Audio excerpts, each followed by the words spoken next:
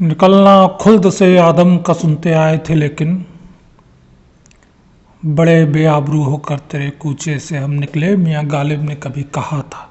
आज हम कह सकते हैं बड़े बेआबरू होकर ट्रंप के अमेरिका से हम निकले। राम राम, मेरा नाम अजय सिंह। स्वागत है आपका मेरे यूट्यूब चैनल बसर पर।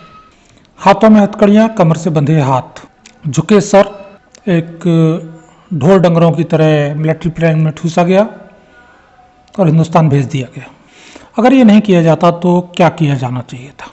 अमेरिका इन्हें बाइज्जत माला पहनाकर, तिलक लगाकर, आरती उतार कर भेजता, या आप अपने देश में जो मौजूद घुसपैठिए हैं उन पर क्या सोचते हैं? उनके साथ भारत सरकार को क्या सलूक करना चाहिए? खैर, जिन्हें वापस भेजा गया है वो जाते कैसे? डंकी रूट आप लोगों ने जरूर सुना होगा, एक फिल्म भी आई थी इस तरह की कुछ। तो ये गधा रूट आखिर है क्या? गधा रूट के विषय में मैं आपको बता दूं कि अफ्रीका के कुछ छोटे एयरपोर्ट, जिनमें एक देश है टोगो, अंगोला है, यहाँ से साउथ अमेरिका के लिए कनेक्टिंग फ़्लाइट है। यहाँ से आप ब्यूनस आयर्स और जो रियो डी जेनेरियो है वहाँ जा सकते हैं। तो अटलांटिक सागर के पार जाने का एक रूट ये है। अदरवाइज जो रेगुलर रूट है वो है आपका भारत से यूरोप होते हुए जाए या सीधे अमेरिका होते। यूरोप होते हुए, क्योंकि जो यहाँ से जाने वाले थे उनके लक्षण यूरोप वालों को अच्छे से पता है कि इंडियन सब कॉन्टिनेंट से आने वालों का हाल क्या है, तो उन्होंने यहाँ के लोगों के लिए एक नियम बना दिया ट्रांजिट वीज़ा का।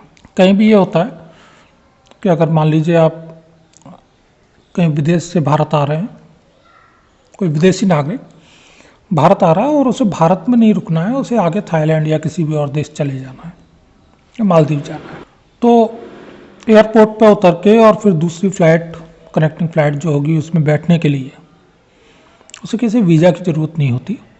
जब तक वो एयरपोर्ट की सीमा रेखा के अंदर है तब तक वो आराम से अपना वहाँ रुक सकता है, अपनी अगली फ़्लाइट 2 घंटे 4 घंटे बाद जब भी हो ले सकता है। लेकिन जब आप यूरोप के देशों में जाते हैं और मान लीजिए कि आपने टिकट अमेरिका का लिया हुआ है और वाया पेरिस आपको जाना है, तो आपको पेरिस में ट्रांजिट वीज़ा लेना होगा। भारत से जो फ़्लाइट जाएगी वो आपको पेरिस एयरपोर्ट पर उतारेगी। चार्ल्स डी गॉल एयरपोर्ट जो है पेरिस का, वहाँ आपको उतारेगी।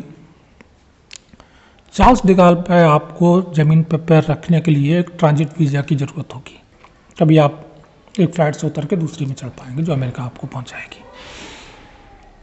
और अगर आप नहीं हैं तो आप भारत में ही जो फ़्लाइट जाती है पेरिस के लिए उसमें नहीं चढ़ने दिया जाएगा। ट्रांजिट वीज़ा अनिवार्य है। ये इसीलिए किया गया कि बहुत से लोग जो थे वो ये करते थे कि जो अफ्रीका के छोटे छोटे देश हैं वहाँ का वीज़ा लगवा लिया। भारत से उन्होंने एयर फ्रांस की फ़्लाइट ली या कोई भी इस तरह की फ़्लाइट ली जो यहाँ से पेरिस और पेरिस से उन अफ्रीकन देशों में जाती हो। अब आपने क्या किया कि जो टिकट आपकी है वो तो गंतव्य स्थान आपका अफ्रीका में है, लेकिन आप फ्रांस में उतरे और एयरपोर्ट से किस तरह निकल लिए और फ्रांस में घुसपैठिया बन के गुम हो गए और वहाँ आपने यूरो कमाना शुरू कर दिया। चलिए, यूरो कमाए वहाँ तक चल जाएगा, लेकिन फिर आप वहाँ के जो अपराध इत्यादि होते हैं उनमें मुलविस हो जाते हैं। तो बहुत सी चीज़ें, इन सब से बचाव के लिए ट्रांजिट वीज़ा का सिस्टम यूरोप के देशों ने बनाया। बहुत सारे देश हैं यहाँ पे ये लागू है, और कम से कम जो भारतीय उपमहाद्वीप के यात्री हैं उनके लिए तो लागू है। अब अमेरिका जाने के लिए उन्होंने ये जुगत निकाली। यहाँ से लोग भारत से, जो अफ्रीकन कॉन्टिनेंट की कुछ एयरलाइन हैं भारत आती हैं, जैसे इथोपियन एयरवेज है, उनकी टिकट पे, क्योंकि कई अफ्रीकन देश हैं जहाँ ऑन अराइवल वीज़ा है, आपको पहले से वीज़ा की ज़रूरत नहीं होती है। एक लेटर इनविटेशन टाइप का बन के आप उसके सहारे यहाँ से फ़्लाइट में चढ़ सकते हो। तो यहाँ से आप ऐसे किसी देश में पहुँचे जहाँ पे ऑन अराइवल वीज़ा है और आपको वहाँ उतरते ही साथ वीज़ा मिल जाना है। जिस एग्जाम्पल के लिए मैंने बताया था लोमे, टोगो देश है पश्चिम अफ्रीका का, वहाँ की लोमे सिटी में आपको पहुंचोगे जब, तो वीज़ा की ज़रूरत नहीं है आपको, उतरते ही 7-6 महीने का वीज़ा आपका लग जाएगा। अब आप लोमे में उतर गए, वहाँ आपने अपना रहने वहने का इंतज़ाम किया। अब आगे की टिकट आपका जो कबूतरबाज ट्रैवल एजेंट था जिसने आपको अमेरिका भेजने का ठेका लिया है, 25 लाख 30 लाख रुपए 50 लाख रुपए पे करते हैं यहाँ पे लोग उसके लिए, उसने लोमे से आपकी टिकट कराई। और ये रिटर्न टिकट होती है हमेशा, बाकायदा लिखा होता है इस तारीख को हम वापस आ रहे हैं, हालांकि आना नहीं होता है ब्राज़ील या अर्जेंटीना के लिए। यहाँ तक आपको दिक्कत नहीं होगी क्योंकि इन देशों से आगे के लिए वीज़ा ब्राज़ील अर्जेंटीना का लग जाता है। टूरिस्ट वीज़ा पे लोग यहाँ पहुँचे, या किसी और साउथ अमेरिकन जो लैटिन देश हैं उनके किसी छोटे देश का वीज़ा आपने लगवा लिया और कनेक्टिंग फ़्लाइट आपने ब्राज़ील या अर्जेंटीना से रखी। टारगेट पे होता है इनका जो वो होता है ग्वाटेमाला। तो साउथ अमेरिका पहुंच के इनका वही तरीका रहता है कि साउथ अमेरिका से कनेक्टिंग फ़्लाइट सीधे ग्वाटेमाला की भी नहीं लेते ज़्यादातर, उसकी जगह कराकस या वेनेजुएला है कराकस, वहाँ जाएंगे, या और जो साउथ लैटिन अमेरिका के जो दक्षिणी हिस्से के देश हैं वहाँ जाएंगे। वहाँ से बाई रोड पहुँचते हैं ग्वाटेमाला सिटी से। इनका जो माफिया है आगे का, जो लोग ठेकेदार होते हैं आगे चलाने वाले, ज़्यादातर जो वहाँ के लैटिन अमेरिकन मैक्सिकन अपराधी तत्व हैं जो इस तरह गैंग चलाते हैं घुसपैठ वाली, वो इन्हें बाई रोड लेके जाते हैं मैक्सिको पार अमेरिका बॉर्डर तक। मैक्सिको में इनकी सेटिंग होती है, जो उत्तर अमेरिका के दक्षिणी हिस्से के देश हैं वहाँ, तो वहाँ ज़्यादा रोक टोक नहीं होती, ये लोग उन्हें पार लगा देते हैं। अब ये महीनों मैक्सिको में इंतज़ार करते हैं मौके का, और जो बॉर्डर एरिया है उसका बड़ा हिस्सा रेगिस्तानी है। फेंसिंग अब हो गई है, पहले तो फेंसिंग भी नहीं थी, और बहुत ज़्यादा सुरक्षा व्यवस्थाएं नहीं है वहाँ पे। तो उस रेगिस्तान से पार करा के इन्हें हैंड ओवर कर दिया जाता है। जो बॉर्डर के दूसरी तरफ लैटिन अमेरिकन तस्कर, मानव तस्कर होते हैं, उन्हें बॉर्डर एरिया के किसी स्मॉल टाउन में इन्हें पहुँचाया जाता है। वहाँ से फिर जो कंटेनर या जो सामान को ट्रांसपोर्ट करने वाले सिस्टम वहाँ के हैं, उनमें फिर इन्हें 1-1, 2-2, 4-4 करके आगे के लिए बढ़ाया जाता है। अब ये घुस गए अमेरिका में। हम अमेरिका में पहले से मौजूद हैं कुछ हिंदुस्तानी, पाकिस्तानी, बांग्लादेशी, जिनका धंधा ही है। उन्होंने वहाँ नाम के लिए कोई मोटेल कह देते हैं, वहाँ रेस्टोरेंट होते हैं, वो खोल रखे हैं। किसी ने कुछ और इस तरह का छोटा मोटा धंधा डाल रखा है। उनका धंधा वो नहीं है, मेन धंधा उनका यही है। तो उन्होंने अपने घरों में एक बेसमेंट टाइप बना रखा है, या छुपने की एक पर्याप्त जगह है। अमेरिका बड़ा देश है तो जनसंख्या घनत्व उतना ज़्यादा नहीं है, खासतौर पे स्मॉल टाउन और गांव में। मतलब 10 घर होते हैं तो वो गांव हो जाता है। तो वहाँ इन्होंने अपना जो जग्गीदार ढाबा खोल रखा है उसमें इन्हें टिका दिया। फिर वहाँ से व्यवस्था की जाती है इनकी सस्ते लेबर के तौर पर सप्लाई करने की। तो वहाँ से इन्हें एक एक करके, अब इसमें बहुत सारी अन्य भी अपराध होते हैं। जो महिलाएं इस तरह से जाती हैं यहाँ से, उनके यौन शोषण की घटनाएं लैटिन माफिया द्वारा होती हैं। कई बार वो शर्त भी रखते हैं कि नहीं, कपल होगा तो ही हम आगे ले जाएंगे। कपल का मतलब ये होता है कि मोस्टली मर्द आते जाते हैं, औरतों को उसकी कीमत रास्ते भर चुकानी पड़ती है।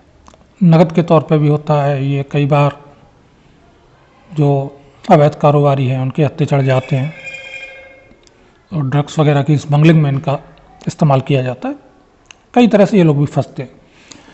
इन लोगों में से कईयों की मौत भी हो जाती है, और उनकी लाशें अक्सर मैक्सिको के रेगिस्तान में सड़ती रहती हैं या रास्ते के जंगलों में फेंक दी जाती हैं। कोई पूछने वाला नहीं होता। आप चूं चपड़ भी नहीं कर सकते। आपने जुबान खोली, आवाज़ ऊंची की तो आपका सर जाएगा। तो इस तरह से ये माफिया ट्रांसपोर्ट करके आपको अमेरिका पहुंचाता है। फिर अमेरिका में आप किसी तरह से अपना टाइम काटते हो, इस छुपे हुए दुखे हुए, और कहीं एक नौकरी तलाश ली कुछ डॉलर की, और इस तरह से आप टाइम काटते हो। धीरे धीरे फिर आप वहाँ पे व्यवस्था करते हो अपने स्थायी रहने की और कमाई की। तो ये जो गधे पहुंचते हैं अमेरिका, उनका तरीका है। अब ये गधे जो पहुंचते हैं, आप किसी देश में गधे की तरह घुस रहे हो, डंकी रूट इसीलिए नाम दिया गया है कि पुराने ज़माने में इस रूट से जो आवागमन होता था उसमें गधों का इस्तेमाल होता था, खच्चरों का। और गधों की एक खासियत होती है कि उनके ऊपर सामान लाद के हाँक दिया जाता था और वो अपने आप उस स्थान पर तय पर पहुँच जाते थे जो रूट उन्हें पता होता था। लंबे रेगिस्तान में भी वो भटकते नहीं थे। तो स्मगलिंग के लिए भी पहले सिविल वॉर के ज़माने में पहले सामान्य गतिविधियों के लिए, सैन्य गतिविधियों के लिए इस्तेमाल होता था तरीका। बाद में स्मगलिंग के लिए तरीका इस्तेमाल किया गया कि ये लोग ये करते थे कि गधों पे सामान लादा या खच्चरों पे सामान लादा और उनके साथ कोई बंदा नहीं होता था, उन्हें हाँक दिया और गधे बिल्कुल तय रास्ते पे अपने चले जा रहे हैं। वो अपने गंतव्य पर पहुँच के जहाँ उन्हें पहुँचना है वहाँ जाके खड़े हो गए और उधर वाले ने वो माल उतार लिया, वो वापस उधर से इधर। तो उसके चलते ये रूट, गधा रूट जो है बना। और इस गधा रूट से जो लोग जाते हैं, गधे यहाँ वाले, इन घुसपैठियों को अमेरिका से अब खदेड़ा जा रहा है। तो भैया गधे की तरह आप किसी के देश में घुसे थे। ट्रंप आपके फूफा और अमेरिका आपकी बुआ का घर तो था नहीं कि जहाँ जाती हाय मेरे लाडला आ गया करके बुआ थाली परोसेगी, बलैया लेगी और कहेगी आओ लल्ला बैठो आओ, अब तो तुम यहीं रहो, यहीं तुम्हारा ब्याह करवाएंगे, बढ़िया लाएंगे तुम्हारे लिए। ऐसा तो होगा नहीं। आप एक देश में चोरी चुपके घुसे हो गधे की तरह, तो वहाँ से आपको जब खदेड़ा जाएगा तो कुत्ते की तरह गले में पट्टा डाल के ही खदेड़ा जाएगा। ये तय है। हम भी यहाँ से रोहिंग्या बांग्लादेशियों को खदेड़ेंगे तो उसी तरीके से खदेड़ेंगे, गले में पट्टा डाल के चल भैया अपने घर। तो ट्रंप ताऊ ने पहली किस्त वापस भेज दी। बड़ा साफ वीडियो वायरल है, हाथ बंधे हुए हैं, गर्दनें झुकी हुई हैं और बिल्कुल। तो भैया आप ये पहली किस्त में जो लोग आए हैं उनके विषय में जानकारी दे दूँ। ऐसा नहीं कि इन्हें गली मोहल्लों से पकड़ के भेजा गया हो। ये वो हैं जिन्हें या तो घुसपैठ के दौरान अमेरिकन सरकार ने धर लिया और ये वहाँ की जेलों में डिटेंशन सेंटर जो होते हैं उनमें थे, या जिन्हें छोटे मोटे अपराधों में पकड़ा गया, उसके बाद इनके ये डिस्क्लोज हुआ कि अवैध प्रवासी हैं। चोरी चकारी उचक्कई आदत में होती है, वो करते हुए धरे गए, या किसी और अपराध छेड़ाछाड़ी ये वो उनमें ये धरे गए। जैसे बांग्लादेशी यहाँ धरे जाते हैं चोर चक्कई में, और उसके बाद इन्हें वहाँ के डिटेंशन कैंप जो होते हैं वहाँ भेज दिया या फिर जेलों में थे। तो सबसे पहली किस्तों में वही लोग आ रहे हैं। तो उन्हें जिस सम्मान के साथ भेजा जाना चाहिए तो उसी सम्मान के साथ ट्रंप ने भेजा। भारत के जो अपराधी हैं भारत का सम्मान नहीं हो सकते। भारतवंशी घुसपैठिए भारत का सम्मान नहीं हो सकते। ये भारत की लज्जा का विषय है। ये वो हैं जिन्होंने भारत को लज्जित किया है और बाकायदा उन्हें वहाँ से फेंक के ट्रंप ने यहाँ उतार भी दिया है। तो उन्हें विधिवत इन पर एक्शन होना चाहिए, इनके पट्टा बजना चाहिए। भैया अपराधी तो ये वहाँ भी थे और यहाँ भी अपराधी ही हैं। वो तो शुक्र मनाना चाहिए जो विपक्षी और जो लोग रो रहे हैं कि हाय देखो ये किया ट्रंप ने, ट्रंप तो मोदी के मित्र थे। तो भैया शुक्र मनाइए कि मोदी वो व्यक्ति है कि जिसने इन 18,000 को भारतीय नागरिक होना स्वीकार कर लिया। अगर मोदी एक इनकार कर दे कि हमारे नागरिक नहीं है तो इनका क्या हश्र होगा आप सोच नहीं सकते। सड़ जाएंगे वहीं जेलों में, डिटेंशन कैंपों में। तो कहते हैं ना यहाँ पश्चिम यूपी की भाषा में बक्कल उतार देगा ट्रंप इनका। इनका कोई सुनवाई नहीं होगी, इनका कोई पहचान नहीं होगी और फिर ये दुर्दांत आतंकियों की श्रेणी जैसे माने जाएंगे। तो एक देश से आपके देश के अपराधियों को लादा जा रहा है। इनमें से कुछ ऐसे भी हैं जो मेरी जानकारी में आया जिनके विरुद्ध भारत में भी अपराध दर्ज हैं, जिनमें कुछ ऐसे भी हैं जिनके खालिस्तानी तत्वों से संपर्क थे। इन्हें वापस भेजा जा रहा है लाद के। भारत सरकार को भी बिल्कुल इनके विरुद्ध उचित और सक्षम कार्रवाई करनी ही चाहिए। खैर भारत सरकार क्या करेगी वो बात की चीज़ है। फिलहाल हम अपने मुद्दे पर रहते हैं। तो ये जो वहाँ से गधे अमेरिका से लाद के भेजे गए हैं ट्रंप द्वारा, तो कार्गो में क्यों, जो नियमित उड़ानें हैं उनमें क्यों नहीं? कि जब नियमित उड़ान के तौर पे किसी को डिपोर्ट किया जाता है तो ऐसा नहीं कि फोकट में आपको हवाई यात्रा कराई जाती है। बाकायदा भारत सरकार को उसके लिए पे करना पड़ता है उस देश की एयरलाइन को। फिर वो भारत सरकार आपसे लेती है। यहाँ फुकट में आपको हवाई यात्रा नहीं मिलेगी करने को, इसलिए इन गधों को जो मालगाड़ी है उसमें लाद के भेजा जा रहा है, हवाई मालगाड़ी में। आगे अभी और आने हैं। और अच्छा तो यह है कि बेइज्जत होकर नहीं आना है, तो आप बाइज्जत सरेंडर करके अपने आप को डिपोर्ट कराएं, अपना टिकट का पैसा खर्च करें और इज्जत से भारत आएँ। ये एक तरीका है। उसमें सिर्फ ये होगा कि भारत सरकार के पास सूचना होगी तो वो आपके सबकी जांच करेगी और उस जांच में आपको जो भी दंडित होना होगा या क्लीन चिट मिलनी होगी वो होगा। अन्यथा तो वही जैसे भेजना चाहिए अमेरिका वैसे भेज रहा है, इसमें कोई बुराई नहीं है। शुक्र मनाइए कि आप अमेरिका में हैं, चीन या उत्तर कोरिया जैसे किसी देश में नहीं। वहाँ तो वो भेजते भी नहीं। वहाँ आप जैसे लोग जो होते हैं घुसपैठिए, उन्हें बताया नहीं जाता सामने वाले देश को कि भैया आपको आपका बंदा हमने धर लिया है, घुसपैठ करके यहाँ आया था बिना वीज़ा के हमारे यहाँ। उनको बड़ा वेलकम करते हैं और धर लिया उन्होंने। उसके बाद आपका बाकायदा किडनी, गुर्दा, लीवर, तिल्ली, जिगर बकरे के निकलते हैं, वैसे आपके निकल के वहाँ के डॉक्टरों को मिल जाते हैं। बाकायदा वहाँ के जो मेडिकल स्टूडेंट होते हैं आप पे एक्सपेरिमेंट करते हैं। आप लेबोरेटरी के बंदर होते हैं इन देशों में और आपका वो उपयोग किया जाता है। तो आप शुक्र मनाइए कि आप एक लोकतांत्रिक देश अमेरिका में थे और एक लोकतांत्रिक देश भारत के नागरिक थे, और इन दोनों लोकतांत्रिक देशों के बीच में अच्छे संबंध हैं। दोनों के राष्ट्राध्यक्ष एक दूसरे से अच्छे से वाबस्ता है। तो आपको ये सौभाग्य प्राप्त हुआ कि आपको हवाई जहाज में लाद के सिर्फ वापस भेज। अगर चीन, उत्तर कोरिया जैसे किसी देश में आप होते, या फिर चीन, उत्तर कोरिया छोड़ दीजिए, जो इस्लामिक देशों में कई की हालत है, वहाँ होते तो भैया आपके गुर्दे कपूरे टंगे होते, अब तक छांट के रख दिए गए होते कि हाँ भाई ये रखे हैं, ये रखे हैं, जिसको जितना चाहिए काट काट ले जाओ। तो सौभाग्यशाली मानिए अपने आप को कि आप इस दुर्गत को प्राप्त होने से इसलिए बच गए कि आप अमेरिका में। अभी बाकी के बच्चे घुसपैठिए वहाँ से यहाँ आने, और हम उम्मीद करते हैं जो हमारे देश में भरे हुए हैं घुसपैठिए, उनको भारत सरकार उनके देश जितनी जल्दी हो सकेगी विदा करेगी। और जैसे इन्हें किया गया वैसे ही करे तो हमें और ज़्यादा सुकून प्राप्त होगा। किसी भी देश की संप्रभुता का सम्मान दूसरे देश के प्रत्येक नागरिक को आना ही चाहिए, भले वो आपका शत्रु देश हो। अगर आप युद्ध की स्थिति में हैं तब विदाउट वीज़ा पासपोर्ट उसकी सीमाएं आप घुस सकते हो, अन्यथा आपको उसकी सीमाओं में प्रवेश करने के लिए उसकी इजाज़त लेनी ही पड़ेगी। नियम है, आपके देश के लिए भी है, दूसरों के लिए भी है। और अगर आप ये सम्मान नहीं करते हैं तो दंडित तो होंगे। वही अमेरिका में हुआ। कुल जमा जो लौट के आ रहे हैं, इनका तो जो है जो अभी भी ख्वाब अमेरिका का देख, आप अमेरिका जाना चाहते हैं, वहाँ नौकरी करना चाहते हैं, तो एक कायदा है, उससे जाइए, अपने पासपोर्ट पे बाकायदा अमेरिकन ठप्पा लगवाइए वीज़ा का। उसके बाद ट्रांजिट वीज़ा लीजिए और उसके बाद उस देश में जाइए। इज्जत से घूमने गए हैं तो घूम के लौट के आइए। नौकरी करने गए हैं तो अपने नियोक्ता के यहाँ नौकरी करिए। और अगर ये सब नहीं कर रहे हैं तो ये अपमान सहने के लिए तैयार रहिए। मेरे घर में कोई चोर घुस आएगा बाउंड्री वॉल फांद के, या आपके घर में घुस आएगा, तो सामान्य हमारा जो प्रत्युत्तर होगा वो यही होगा, उसे पकड़ेंगे या पुलिस को कॉल करके पुलिस बुला के तब पकड़ेंगे। और भैया लठ मिलेगा तो लठ मार के और उसके बाद बांध के पुलिस को दे देंगे, ले जाओ उसे। ये नहीं होगा कि आप पहले चोर घुसाया तो आप आरती की थाली जल्दी से पत्नी से कहें कि पत्नी जी प्लीज़ आरती की थाली रेडी करो, चोर जी आए हैं।